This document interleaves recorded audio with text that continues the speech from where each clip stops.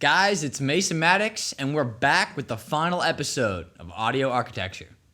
Last time we were discussing the details of digital softwares and drivers that engineers use in the studio. And today we're going to go over Outboard Gear.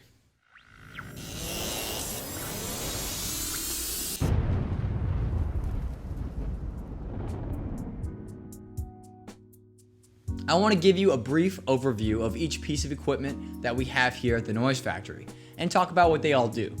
We already know what a patch bay does. This acts as the heart of the studio, pumping signal to each component we have. There are a few sets of quality speakers and a good clean workstation. When it comes to outboard gear, there are a few options. As we discussed in our last video, software plays an important role in today's music industry. In today's digital world, most of the analog hardware and outboard gear has been recreated. These recreations are available for purchase as a download in the form of a software plugin. That being said, there are plenty of people out there that prefer the traditional interaction with hardware over exclusively using plugins. Let's take a look at a few pieces of gear we have right here at the studio. On the first rack I have to show you, we've got a few compressors available that we use for various reasons. Compressors reduce the level of audio signal if the amplitude exceeds a certain threshold. The threshold of a compressor is commonly measured in decibels. A lower threshold means a larger proportion of the signal is treated. Let's say you have an artist that sings quietly in some parts of their song and louder in others. The dynamics are so inconsistent that in some parts of the song we can clearly hear the vocals, and in others we can barely hear them at all. We don't want any of the vocals to get lost in the song, so we use compression. With the compressor, we're able to reduce the overall level of sound from the larger signal. This evens out the signal, and we can turn up the makeup gain to produce a consistent level of sound. Compressors can also come in handy during the mixdown process and mastering phase. There is a bunch more to being a sound engineer than just tracking audio, but for this series, we are going to stay in the recording stage of production.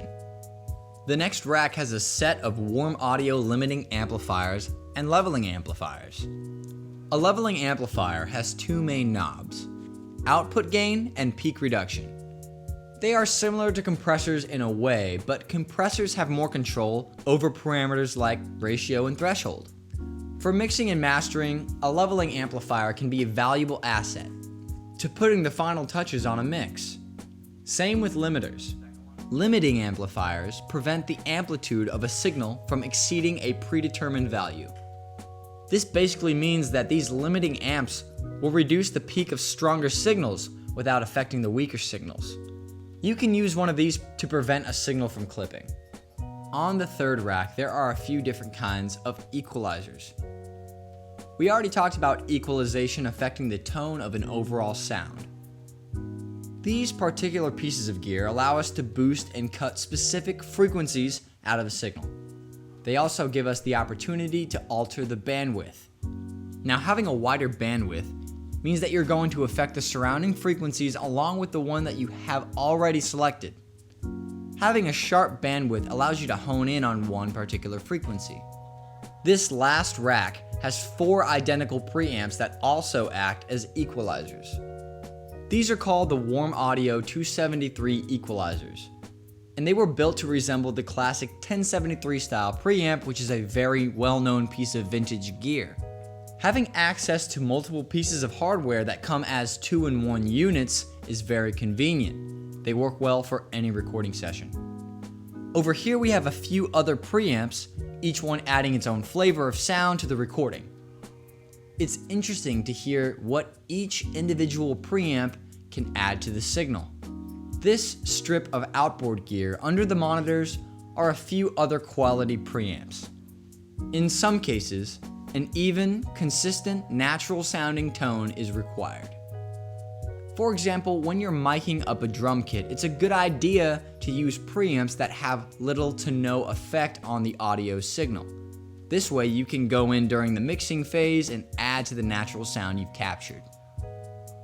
Obviously, not every studio is going to have the same amount of outboard gear.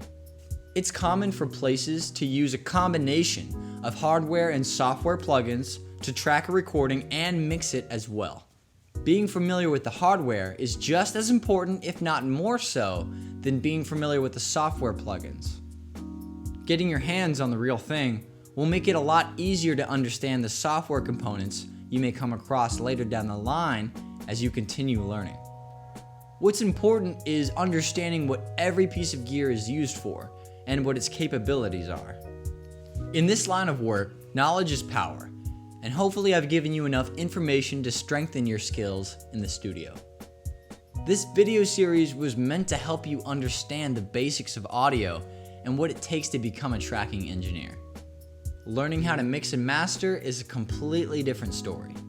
While we didn't really cover that stage, there are plenty of other resources out there to help you continue your education. The next step is for you to go out, plug some stuff in, play around, and see how it sounds. As always, thank you for watching Audio Architecture.